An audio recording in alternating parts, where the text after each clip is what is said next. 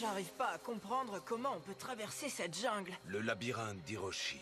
D'après la légende, personne ne serait jamais ressorti vivant de ce labyrinthe, à part Hiroshi en personne. La légende dit aussi qu'il y a un joyau dans le labyrinthe, le plus merveilleux oasis que personne ait jamais vu. Peut-être serons-nous les premiers. Le joyau du labyrinthe. C'est la chose la plus merveilleuse que j'ai jamais vue. Oui. La beauté peut naître, même dans la pénombre. C'est à partir de cet extrait que m'est venue l'idée de créer Hiro. On était alors en mai 2018, j'étais assis dans mon lit et je regardais cet épisode. Puis je me suis posé la question, mais Hiroshi, qui est-il vraiment? Et l'Oasis, que renferme-t-il? Parce que oui, on nous parle de ce personnage sans raison. On nous raconte son histoire pendant 15 secondes, puis on n'entend plus jamais parler de lui. Je me suis alors mis à imaginer qui pourrait bien être Hiro.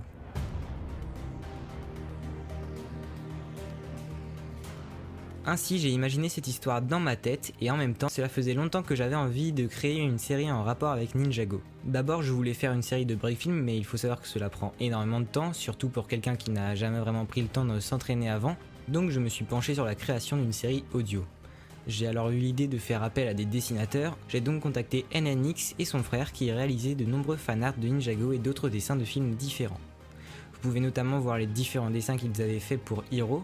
Il y a certains dessins que vous pouvez voir que je n'avais jamais révélés auparavant. Cependant, il faut savoir que dessiner aussi prend beaucoup de temps et certaines personnes sur YouTube m'avaient alors conseillé de demander à quelqu'un d'autre sur Instagram de travailler sur Hiro, en plus de NNX et de son frère. Il s'agissait donc de Ninjago Fan Call. Fire Disorder participait d'ailleurs déjà au projet mais en tant que compositeur uniquement. La série était donc bel et bien lancée et les 2 premiers épisodes étaient publiés en décembre 2018 pour l'un et en mars 2019 pour l'autre. Malheureusement, en parallèle de YouTube, chacun avait sa vie personnelle. Au début de l'année 2019, j'ai pris la décision d'arrêter YouTube parce que, avec le lycée, j'avais beaucoup moins de temps pour me consacrer à fond aux vidéos et la motivation s'est progressivement estompée.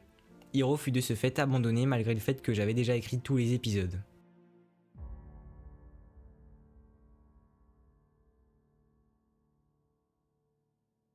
Un an plus tard, le youtubeur Firex me contacta pour réaliser une courte interview pour son live. Il me posa différentes questions, notamment celle-ci. As-tu prévu de reprendre ta série Hiro et pourquoi l'as-tu arrêtée? À la base, je ne voulais pas l'arrêter. La série est entièrement écrite, j'ai toujours les scripts des 6 épisodes. Le problème est surtout dû au fait que je n'étais pas tout seul à travailler dessus et que pour qu'elle voie le jour, il faut du monde, notamment pour les dessins. Donc au moins, c'est clair, ça m'étonnerait qu'il y ait une suite, même si moi je connais toute l'histoire. Par contre, si quelqu'un veut l'adapter en brick film ou autre, je dis pourquoi pas, mais je donnerai pas les scripts à n'importe qui. Il faut que je m'entende bien avec lui et que j'adhère à ce qu'il fait. Quelques semaines plus tard, pendant le premier confinement, je reçois un message de Fire Disorder qui me demandait s'il pouvait adapter Hiro en brick film. J'ai tout de suite accepté, évidemment, je lui ai envoyé le scénario des 6 épisodes et nous nous sommes appelés ensuite. Il me proposa plusieurs designs concernant les personnages et c'est ainsi que la production de Hiro reprit. La semaine qui suivit, on annonça sur YouTube la reprise de Hiro en brick film par Fire Disorder avec un court teaser qui est toujours dispo sur la chaîne. Mais avant de commencer sérieusement le tournage, j'ai dû réécrire tous les épisodes pour que la série qui devait à la base être en audio devienne une série de brick film. J'ai mis ainsi un peu plus de 2 semaines pour réécrire tous les épisodes. J'ai modifié certains passages, rajouté des scènes, j'en ai enlevé d'autres et j'ai également réécrit tous les dialogues.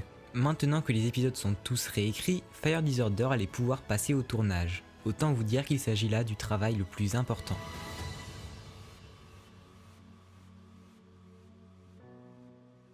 Pour la réalisation des tournages de Hiro, c'est quelque chose qui a été extrêmement compliqué et qui a demandé, je pense, le plus de réflexion tout au long de la construction de la série, puisqu'il fallait que les décors, en fait, rappellent totalement l'univers de Ninjago. Il fallait que ce soit tout d'abord des couleurs qui soient très vives, très pétillantes à l'écran, et qui ait aussi ce petit côté vieux Ninjago qu'on aime tant, et qui rappelle surtout les débuts de la série, notamment ceux de la saison 1 et de la saison 2. Et donc pour faire ces décors que je n'avais pas forcément de ce vieux Ninjago, donc j'ai contacté Lego Caron qui a d'énormes compétences en termes de décors, et surtout qui a beaucoup d'éléments de ce vieux Ninjago, donc c'est lui qui a réalisé la majeure partie des décors de Hiro. Pour ma part, j'ai travaillé sur les décors, donc toute la conception des décors, on va dire intérieurs pour la plupart. Je pense notamment à la maison d'Hiro que j'ai faite, que j'ai designée, avec la taverne également et le village de Jamanakai. Le processus de conception était assez simple puisque Lucas venait tourner chez moi et à l'avance me demandait de préparer certains décors avec certains critères. Donc Jamanakai, il fallait que ça respecte l'univers Ninjago, certaines couleurs. On a mis du rouge pour le toit, pour respecter un certain univers, puis du marron, du beige, etc.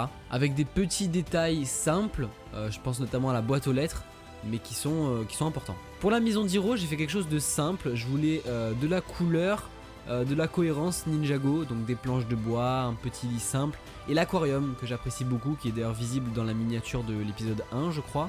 Le gris c'était un bon compromis parce que ça permettait de faire des scènes et de jour et de nuit, au niveau de la lumière ça rendait plutôt bien. Petite anecdote d'ailleurs, les murs, les grands murs du village de Jamanakai sont en réalité ceux du set de la cave du Samouraï X. Voilà, on s'en est resservi pour faire ces murs là.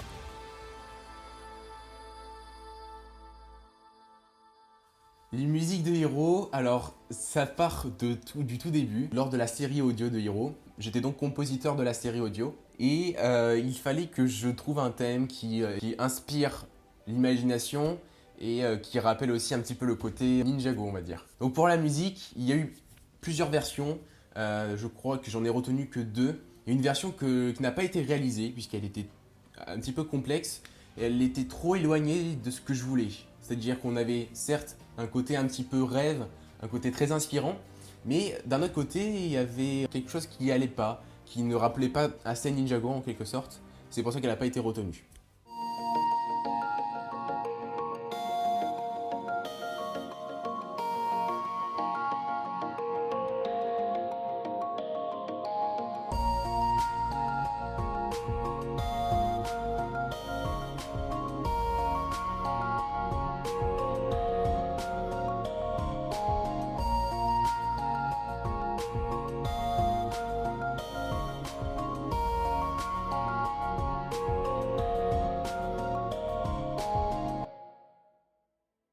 Et il y a la version que vous connaissez tous, qui a été en fait le plus gros coup de cœur que j'ai eu. Il y a également toutes les musiques des scènes, ce qu'on appelle les soundtracks du coup. J'ai essayé finalement que chaque son soit différent pour amener une ambiance différente à chaque rebondissement de la série.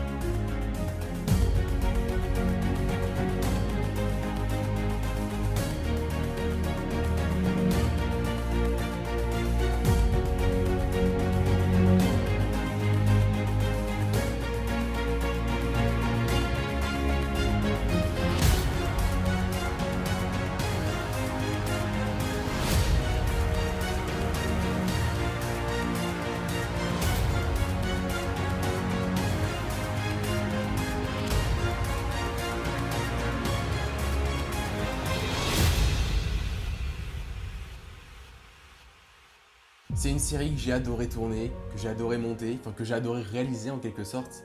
Elle est juste merveilleuse, elle inspire beaucoup. Et donc c'est une série auquel j'ai pris énormément de plaisir à travailler avec Lego Fan, avec Lego Caron aussi pour les décors. Merci à toute l'équipe, merci à Lego Fan d'avoir écrit ce super scénario. Merci à Lego Caron pour ses décors. J'ai été super content de réaliser cette série.